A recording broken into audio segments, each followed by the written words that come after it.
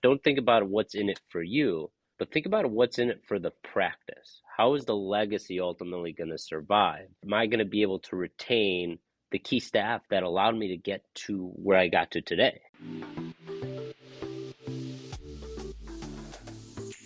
Welcome to That's Derm Good. I'm Janelle Ball, and I'm excited to bring you thought-provoking conversations about biologics, specialty medications, treatments, and so much more.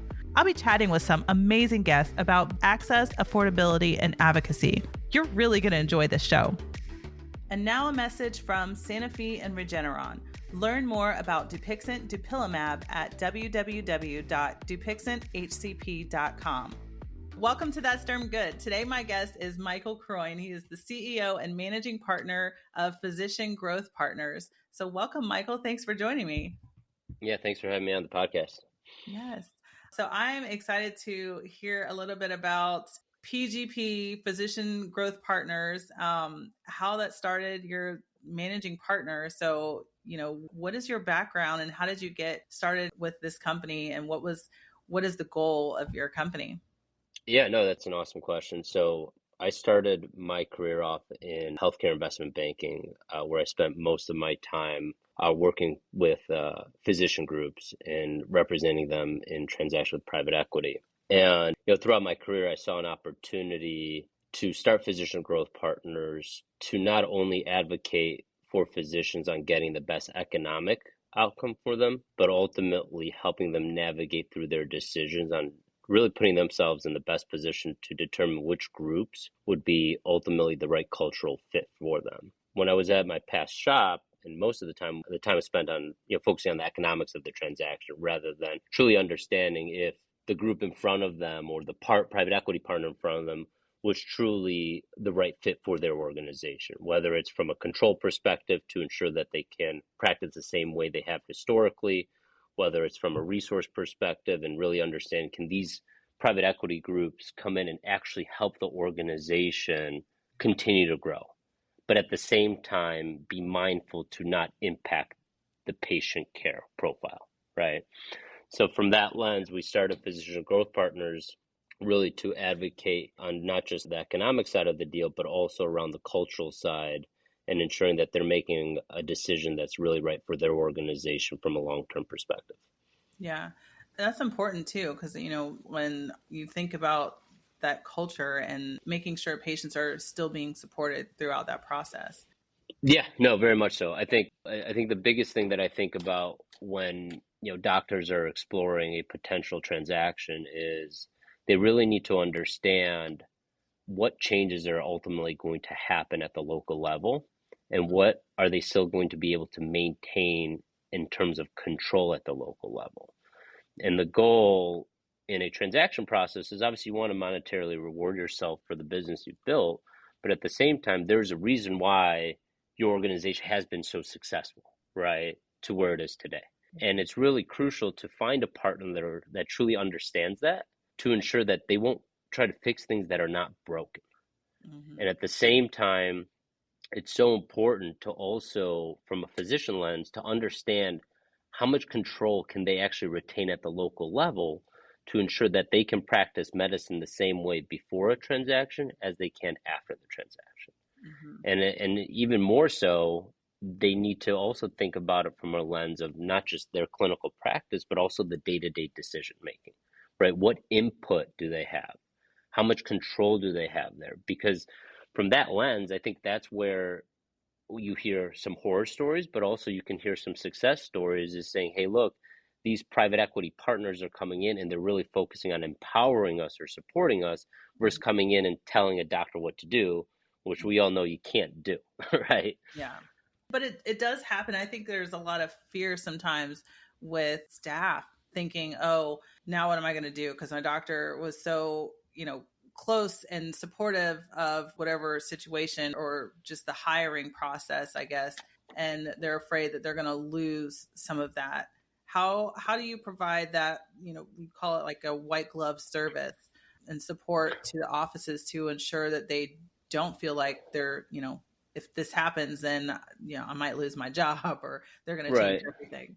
So look, I'll tell you right now, just like in any industry sector, et cetera, not all private equity groups are created equal, Mm-hmm. right? There's good doctors out there, there's bad doctors right there, right? Yeah. There's also doctors that may be criminals, right? At the same time, there's good private equity out there and bad private equity. And the private equity and the evolution of private equity, you really need to determine which groups through legal negotiations and business negotiations, economic negotiations, all through the negotiation process, which groups will respect and appreciate the opportunity for you to still make the day-to-day decisions around hiring, firing staff, Mm-hmm. at the end of the day, promoting folks to partnership, at the same time being able to choose some of your vendors that you have historically, understanding the vacation days, how many support staff you have per doctor, right? If you historically had 2 or 3 MAs, you continue to be able to maintain that. So there's so much more into this negotiation that we advocate for to allow and retain control at the local level.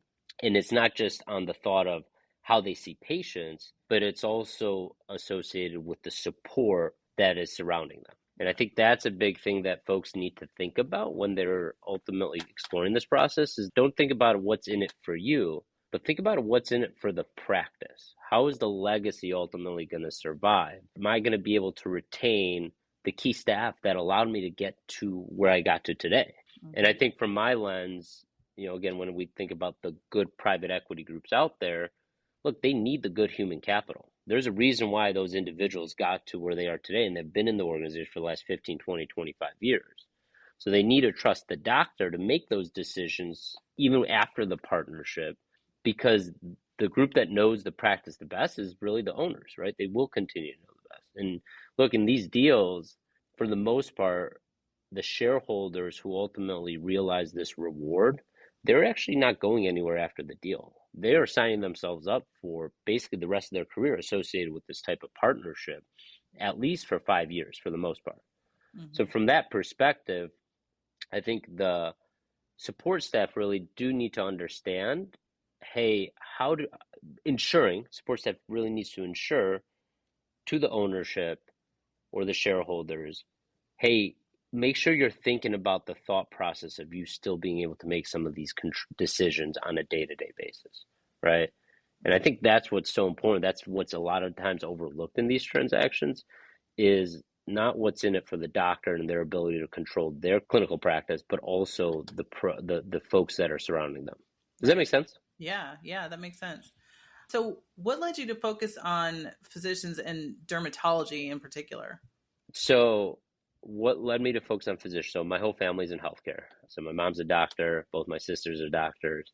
It's funny when I actually told my parents that I wasn't going to become a doctor, they thought I was a big failure in the family.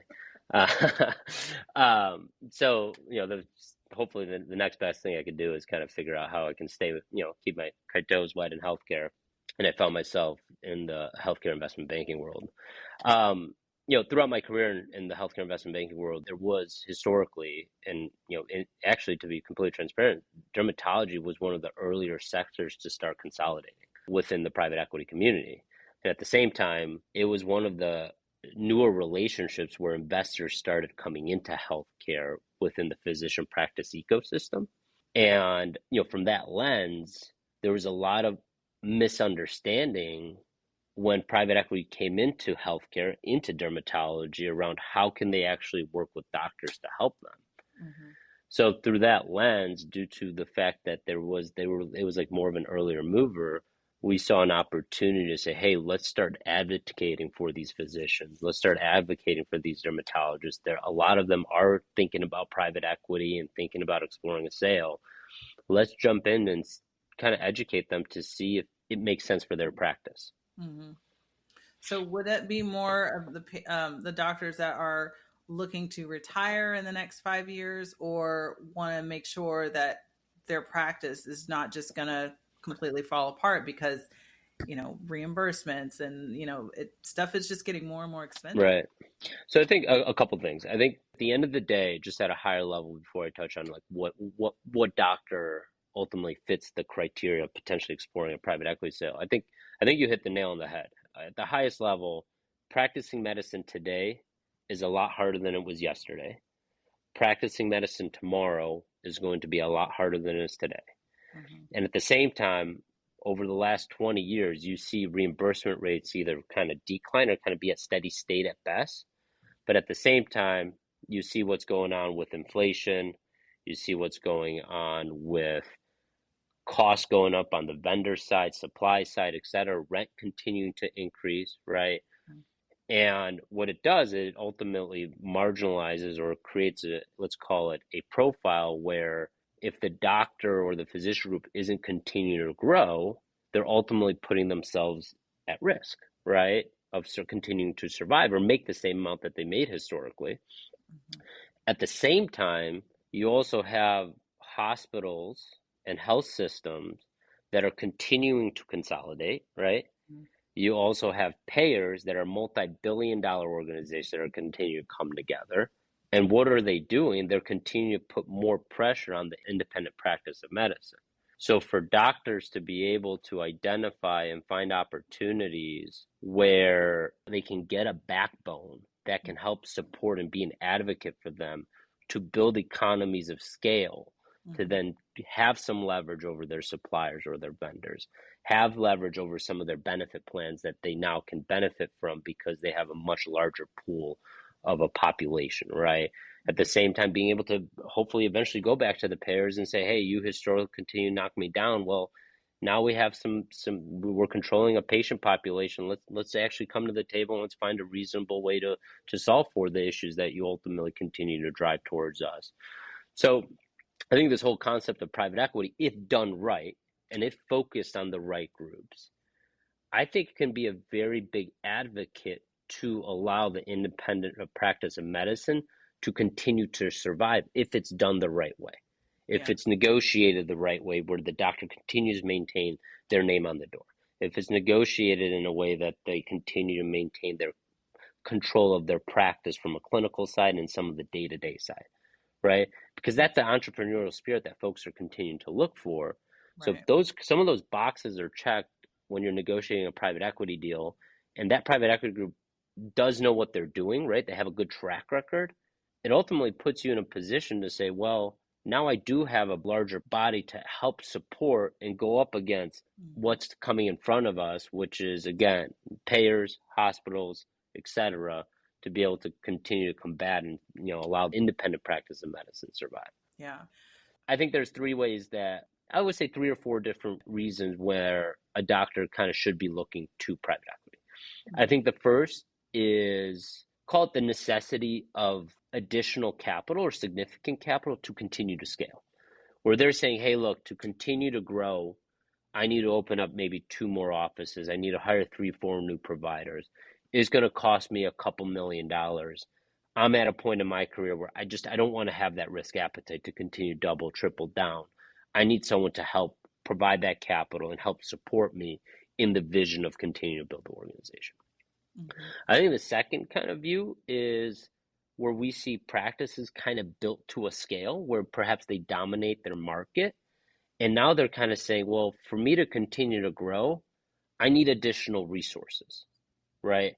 Perhaps I need folks that will solely focus on helping us negotiate with payers. I need folks that will solely focus on and have an HR department to deal with some of the issues that come along with benefits and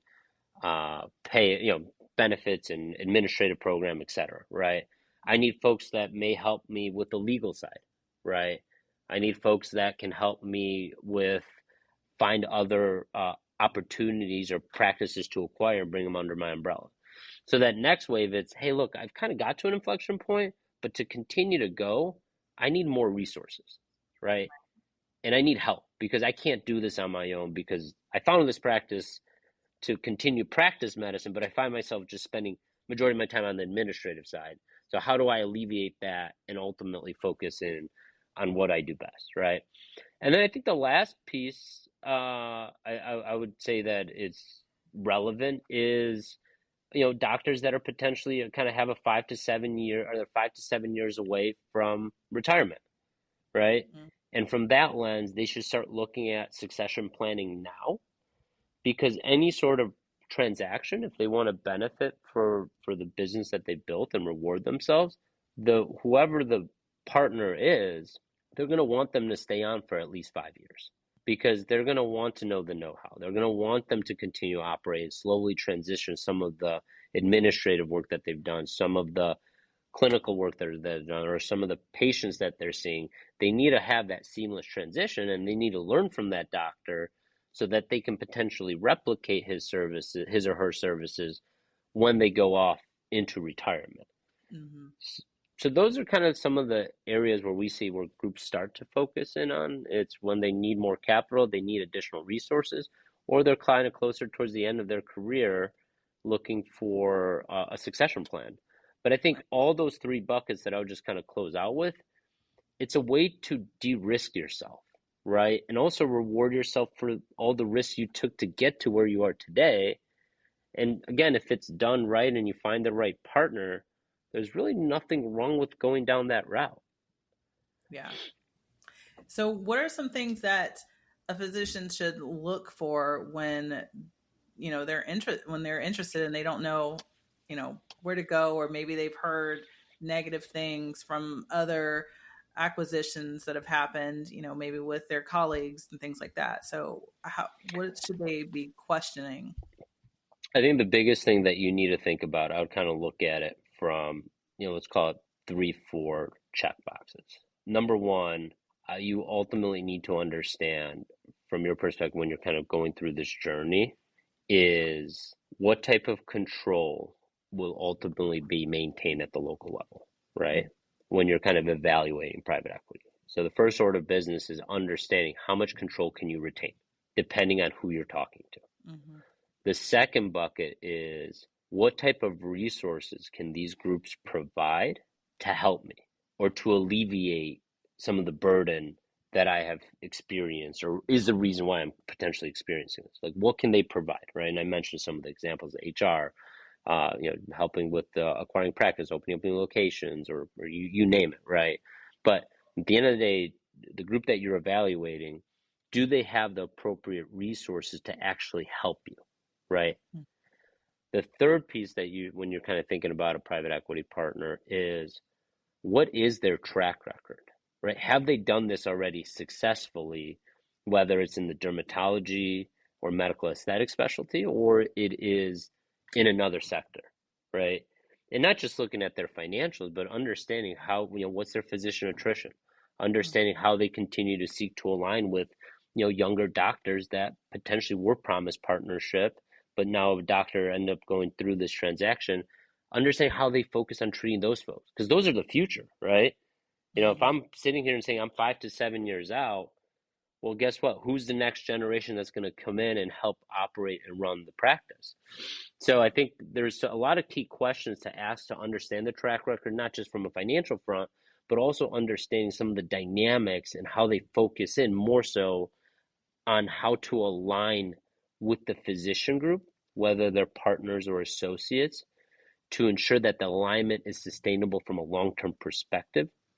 Because if you don't have the alignment sustainable from a long-term perspective between investors and physicians, it's not going to be successful, Mm-hmm. right? So I would say kind of when someone's evaluating a process, it's control, it's what type of resource, what's their track record, and then at the end of the day, look at it from an economic perspective, saying, hey, look, what they're valuing me, is it in a good place where I'm comfortable to move forward? But if one of those four boxes aren't checked, where you're not comfortable with economics, you're not comfortable with the control you can maintain, you're not comfortable that they have a good track record or they have the resources to actually help you, don't do the deal. Life's Yeah. too short, right? It's way too short. This is a decision you have to live for the rest of your career. So you really don't want to put yourself in a position that ultimately makes you kind of feel like you made the wrong decision because Right. it's really hard to unwind that. Yeah. Yeah. Because, I mean, you could essentially, say there's a doctor and they've got one of their children has decided to become a doctor, and, you know, they want to hand that down, but they don't want them to go through, the financial burden and the issues and things that can come with running a practice. Maybe they may not be built for the management side of the financial side of running a business as well. So Right. they could essentially set them up for success by having a partnership with private equity. Yeah, I would agree. I think it's a situation that we actually see. Not all of our clients, but several clients do have, some of their children that are going in the medicine field, right? Whether they end up becoming a dermatologist or X, Y, and Z, I think it's too early to tell. But I think for the most part, the focus really is to ensure that, hey, look, as part of the process, hey, look, I might have some kids that might be coming my way and that might be coming to become a dermatologist. Can we figure out maybe from an estate perspective or something like that, that they could benefit from some of the equity that I roll over, or some things that ultimately can drive them to kind of eventually take over if that is an opportunity. I think Mhm. that there are options like that to solve for certain situations like that. Thank you to Sanofi and Regeneron, who invite you to learn more about Dupixent Dupilumab at www.dupixenthcp.com. What does an acquisition look like? Is it completely sold to the private equity, or do they have shares? How does that work? Yeah, that's a great question. So, a private equity transaction will involve a purchase price, right, for the business. But that purchase price will be broken down by cash that you receive at close and equity into the organization. So you're Mm-hmm. ultimately going to be a shareholder of like a stock, right, a publicly traded stock. But obviously, at the end of the day, to be able to trade that stock, there's some limitations, right, because it's not a public entity. So you're going to be an equity holder of this larger entity. And that is what private equity uses to continue to align with doctors, for them to have something at stake to continue to help for the betterment of the organization as a whole. So Okay. typically deals are structured anywhere between like 70 to 80% cash and 20 to 30% equity. And that equity is the piece that kind of keeps them intact to continue to act in the best interest of the organization, which is kind of what I mentioned to in terms of alignment. And one or two previous questions that you've had around how do that track record and aligning with the future generation. It's Mm-hmm. how do you transition so that the future generation does have something at stake in this larger organization to be able to benefit from outside of their employment contract, knowing that they set out through this journey to join that practice to also be entrepreneurs, right? To also help the practice grow. And that's kind of where that alignment is so important, is really sitting at that equity side to ultimately feel, to ultimately be able to participate in the benefits of the growth of the organization. Right. Yeah. I mean, I think that's important. So, what right now, like, what are some of the big trends that you're seeing in dermatology and aesthetic mergers and acquisitions right now? So I think we're seeing three things. Number one, we're seeing that there's been a lot of mergers between larger private equity backed dermatology groups coming together. Mm-hmm. So we've seen a lot of that actually happening. Mm-hmm. There was, and a good example was like Qualderm came together with Pinnacle, Yeah. right? Platinum came together with West. Um, there was a group called River Chase that came together with Water's Edge. So we've seen that over the last, I don't know, 24 to 36 months, if not beyond that, where groups were starting to kind of come together and merging together. The second kind of piece that we're starting to see, and it's just starting to percolate, is there's a number of dermatology private equity backed groups that are starting to explore their so-called second bite or third bite, where the private equity group is kind of towards the end of their investment horizon, and now they're looking for a larger capital partner to take what they built and perhaps go from a regional strategy to a national strategy, or something around continue to bolster the footprint in certain markets, et cetera. So we're starting to see that these groups are starting to, the private equity groups that are backing dermatology platforms are kind of coming towards the end of their investment horizon, which is usually, kind of close to 5 to 7 years, a little bit longer now because of COVID, and are starting to kind of think about, hey, what's my next step, right? Should I look at another, kind of looking at another capital partner for them to continue to grow? And then the third, which has been more recent phenomenon, is there's been a big backing around the medical aesthetic field.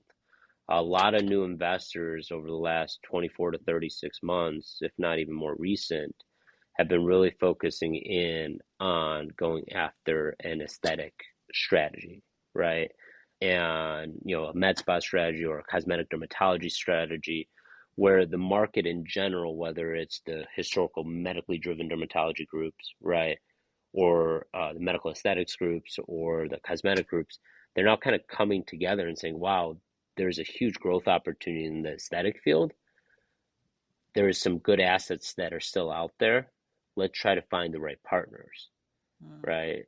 Historically, cosmetics and medical aesthetics in the dermatology field, when you were an investor, like in the 2015, 2016, 2017, that wasn't a core focus for them. Their core focus was continuing and focusing on medical, gender, Mohs surgery, etc., maybe dermatopathology. But more recently, now they're saying, well, we've kind of grown our footprint from a medical side. Let's start focus more attention on the cosmetic side. Mm-hmm. So from that lens, I think if you have a practice that is either a med spa or a cosmetic dermatology group, etc., you're going to have a lot of options, right? Because there is going to be this competitive environment from these different types of parties that are interested to partner with you. And then at the same time, you also have, the traditional kind of medical dermatology groups that are continuing to experience some significant opportunities in the market, knowing that the biggest lever for these private equity backed dermatology groups to continue to grow is through additional acquisitions and partnerships. And that continues to drive, that competitive environment continues to drive a lot of activity, and also provides a lot of options for the doctors to determine which one may be the right fit for their organization. Yeah, no, that makes sense. So what are some of the biggest mistakes that practice owners make when they are considering a private equity deal? I think number one is not doing their homework. And what I mean by not doing their homework is truly understanding what are all their options in terms of who would be interested in partnering with them. Mm-hmm. Where there might be some, let's call it one group may come in and say, hey, we'll offer you this really, too good to be true deal. And the doctor comes back and said, well, this is good enough. Let's just go for it. Right. Versus actually taking the time to say, hey, is this, yes, the economics are nice, but is this what's the right fit for our organization? Right. So I think the biggest number one mistake is they're not, doctors aren't looking at all their options to get educated to determine which one of these options are going to be best fit for their respective organization. Because what works for you may not work for me, may not work for my neighbor, may not work for my competitor. So understanding where that fit lies. Number two, I would look where we see mistakes is doctors continue perhaps focusing more on the economics of the transaction rather than the go forward relationship, and truly understanding and being educated around what they're ultimately signing themselves up for, right? And that's very important because, again, this isn't like a widget company where you sell it and then you can go off into the sunset. This is what the rest of your career is going to look like in the medical field for the most part. So not just thinking about it from an economic, but as I continue to allude to, the cultural side, the control side, the resource side, the track record side. So making sure they're taking a comprehensive approach in really determining which group is going to be the right fit and not just think about the money of the deal, I think is crucial.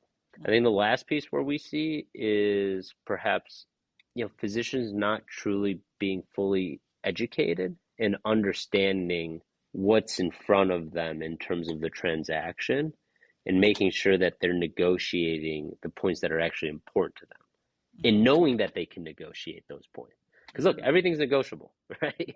Yeah. When you get a standard employment contract, don't think that, hey, I just have to sign this and move on. Mm-hmm. There is a process to go by to make sure that you are protected in a way that you're comfortable with. Right. Right. That makes sense because, you have so many offices and you've got a lot of that you've put into it. When you're starting a business, you're putting a lot into it. So why not, want to make sure that you're keeping, the patient focus, especially if that's something that is important to you. Most physicians probably, they go into this knowing that they want to take care of patients and that they want to provide excellent patient service and things like that. And I feel like, a lot of times if you're going into a an acquisition like this, you want to ensure that that is still going to be there, that you're still going to see that. Right. No, I can't agree with you more. I think the biggest thing you need to think about when you're exploring a process is the thought that ultimately leads to what is my practice really going to look like after the fact, Right. right? And being confident that it's going to look very similar, if not the same, as if it was done before the deal. Right. Yeah. No, that's really good. You said this before, is know what you're getting into before you sign anything. There's so many companies that are out that will say, oh yeah, we can do this, we can do this, and then I mean, that's just anything online. Like you sign up for a Right. product and they're like, oh, this is going to promise you everything. We can do all of these things. And I'm seeing that a lot in like the prior authorization space, just with access for patients. And, oh, yeah, we can do all these for you. We can, make everything so much easier and streamline your process. And then Right. you get started and you're like, wait, what happened? Why is this not working the way you said it was? And otherwise I wouldn't have went with you as if I'd known that. That's important. You're risking a lot. Right. Yeah, no, look, and I think the biggest thing I can note is there's so many variables in a transaction outside of just the money that needs to be discussed and negotiated. Mm-hmm. That's ultimately part of the transaction. And just making sure that again, I can't stress enough, you got to know what you're signing yourself up for, Mm-hmm. right? You got to really get yourself educated because this is probably one of the biggest, if not the biggest decision you're going to make in your terms of your career. Yeah. So, how do you see the space evolving over the next few years? It's a good question. I think what I mentioned before, and I truly believe that the consolidation is going to continue. And I think the biggest thing that folks are going to need to understand is, you can't just survive just keeping status quo, right, in this market, right? And, from that lens, when we think about the independent practice of medicine is you got to always continue to think about growth and you got to think about it from a lens of how do you manage growth, but without impeding on the practice of medicine. Right. So I think from that lens, at least from the private equity side, we're seeing a lot of mergers going to continue to happen. We think that there's a lot of folks that are kind of going to start getting their second bite or third bite, as the term kind of alludes to, where the capital partner goes upstream to find a larger capital partner. I think the medical aesthetic field, you're going to see continue consolidation there, right? Kind of let's call it the med spa world or the cosmetic dermatology world. Mm-hmm. But I think at the same time, what's very interesting now and what's going to be very interesting over the next couple of years is you're also going to be able to see which groups are actually successful, which ones are not. And at the end of the day, that's what's going to be very important, where people are going to be more equipped to making educated decisions. And they have been, right? But even more so over the next couple of years, because that's going to be a longer track record, right? We're now past COVID. Now it's hopefully business as usual. Mm-hmm. Now let's see which groups are actually the ones that are doing well, Right. right? So when you're kind of thinking about this, I think the thought process, if I'm that independent practice looking to continue scale and maybe evaluating private equity, you're not going to be able to see the track record and their historical trends, their ability to scale, and understanding if that is something that is viable in terms of, hey, look, am I betting on the right partner that's going to continue to help me grow as well? Right. So, what does that mean for new physicians coming in? Dermatology is my field. I plan on opening a practice. And what happens when there's so much of these private equity groups? They're all over the place. Does that really leave room for these new physicians? And how can they manage that? I think at the end of the day, I don't really look at private equity preventing folks from opening up a location because there's private equity surrounding them. Mm-hmm. I think the preventative measures is really the cost of capital to open up a new location now, right? To start up your own business. It's not the same as it was historically, right? Even getting pre-approved by an SBA loan or some other type of vehicle to help you get started. At the same time, I think the thought around making sure you're able to negotiate with the payers to be able to get a fair reimbursement is also going to be a tough pill to swallow because it's not any easier to negotiate today, Mm-hmm. and it will be harder tomorrow, right? And at the same time as looking at it from a hospital standpoint as well, is what are the hospital relationships that are surrounding that market? Because I think the biggest competitors isn't the private equity groups. I mean, these private equity groups, there's so much white space that there's enough room for everyone in terms of the macroeconomics associated with skincare Mm. and general derm and medical aesthetics, et cetera. I mean, there's enough for everyone to eat. But I think what's the preventive measure for a doctor to open up their to open up a location if they're entrepreneurial is really driven by cost of capital, their ability to negotiate, their ability to choose the right vendors, their Mm. ability to make sure that you don't have a scenario where the hospital is there and just trying to put pressure on all the independent practices and prevent the insurance payers from being able to allow them to kind of get a fair reimbursement, et cetera. So I think that's the bigger risk rather than private equity groups that are existing or starting up in the dermatology or medical aesthetic field. Would that ever be something that you would do? Is help? Maybe there's somebody that's reached out. They're like, I want to start a practice, but I don't have the capital to do it. Would you help build that out for a new dermatologist? So I haven't thought about that. I think that could be a great area of to help physicians. But Mm-hmm. we also don't see many physicians coming out of residency nowadays and saying, "Hey, we want to just start up our own shingle." Mm-hmm. I think that there is this notion, and again, not a bad thing, but folks are coming into the medical field saying, "Hey, look, I want to see patients. I Mm. want to go home at 5, 6, 7 p.m. Don't want and I to. don't want to be opening that laptop up, right?" Yeah, that uh, makes sense. That's my entrepreneurial side. I'm like, right, let me right. open up a business. I got an LLC over here. Yeah, no, but look, personally, I would say that I can't sit there and say I would be the right person for the job, right? Mm, We know a lot of the vendors, et cetera, but it would be wrong for me to advise someone to say, hey, this is who you need to use, this is the location you open, et cetera, mm. without having any risk associated with it. And then they're left holding the bag, and I feel responsible for the fact that I just drove their practice to the ground because I helped them make some of these decisions. So I want to kind of stay away from that a little bit. No, that makes sense. So, what is next? Are you ever going to think of going into other specialties? What's next for your company moving forward? No, that's a great question. So we represent groups across all subspecialties, right? Dermatology, eye care, urology, ortho, pain management. I mean, you name a specialty at this point. I think we have some active representation. We have represented them in the past. I think the biggest focus and the core of what we are looking at as an organization is look, we're always going to continue to scale, continue to grow, and continue to add personnel. Now, we currently have locations in Boston and Chicago. But at the end of the day, what we don't want to do is discount the quality of service that we're seeking to provide our clients, like that white glove approach and the senior level attention from start to finish, the hand holding. So that's what's core to us is look, continue to scale, continue to be that representative for an advocate for the physician groups that are out there, but don't put scale in front of the quality of service.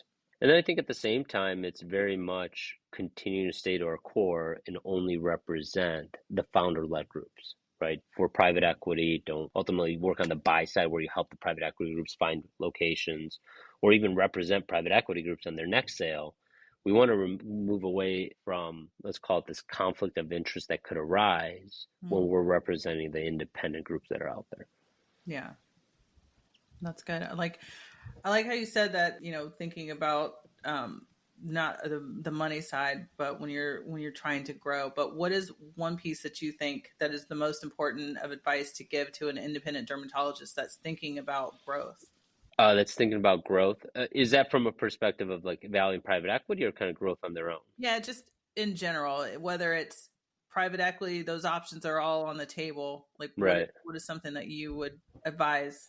That's a good question. I think from my point of view is at the end of the day, whoever that physician owner is, make that decision based on what you're seeing in your own practice, not based on what your neighbor is doing, your competitor is doing, etc. Mm-hmm. And I think that's so important in this day and age where, you have some advisors say, well, maybe you're not ready for private equity, but if you hire these 3 new doctors, you open up this location and you do that, X, Y, and Z, you're going to get there. But at the end of the day, your practice is best, right? So if you don't have the demand to do that, Mm-hmm. don't do that because of a transaction, right? So I think that the biggest thing I can note to any sort of independent doc looking to grow is look at your own practice from your own DNA, from your own ability and willingness to take more risk rather than understanding what everyone surrounding you is doing, but knowing the fact that, hey, look, if I want to continue to make the same dollar that I made yesterday, I'm going to need to continue to figure out how to continue to grow. Right. That's good. Well, thank you, Michael. It's been so cool talking to you. And there's so much that I've learned that I did not know. But yeah, it makes so much sense and it can be so helpful for so many providers that are interested in going the private equity route. So, Yeah, no, look, I appreciate you having me on the show. I think that the biggest thing that I would just note is private equity is not meant for everybody, and that's okay, right? And that's completely fine. But my biggest thought is, people should be open to it, to just understand what it entails, to right. determine if it makes sense for your practice or not. Yeah. Not being afraid of it. Yeah, don't be afraid. Just because look, if you go through this process and explore your options, right, and who's out there, at the end of the day, all you have to do is say no, and now you've been educated enough to say, look, private equity doesn't make sense for my practice. But no, I appreciate you having me on the show. I think at the end of the day, this field is continuing to evolve, and there's a lot of noise in this field, and we're just trying to kind of focus on the facts and not just the rumors that are out there, to try to ensure people are making educated decisions. Yeah, that's good. Well, if any listeners have questions for you, how can they get a hold of you or anyone at Physician Growth Partners? So they can get a hold of me. My email is mkroin, as in Nancy, at physiciangrowthpartners.com. Or they could go on our website, physiciangrowthpartners.com, and they'll be able to kind of fill out a form, et cetera, to get in contact with us. But you also have my contact, so feel free to share it in some sort of post or something along those lines as well. Yeah, that sounds good. Thank you so much. It's nice to meet you, Michael. Thank you so much. Thank you for having me. Thank you for joining us this week. Sanofi and Regeneron invite you to learn more about Dupixent Dupilumab at www.dupixenthcp.com. No wonder it's possible. Thanks for spending a few minutes with me and listening to That's Derm Good. You can expect new episodes of That's Derm Good every week. The podcast is available on your favorite app, including where you're listening right now. Subscribe to the podcast so you never miss a new episode. Bye.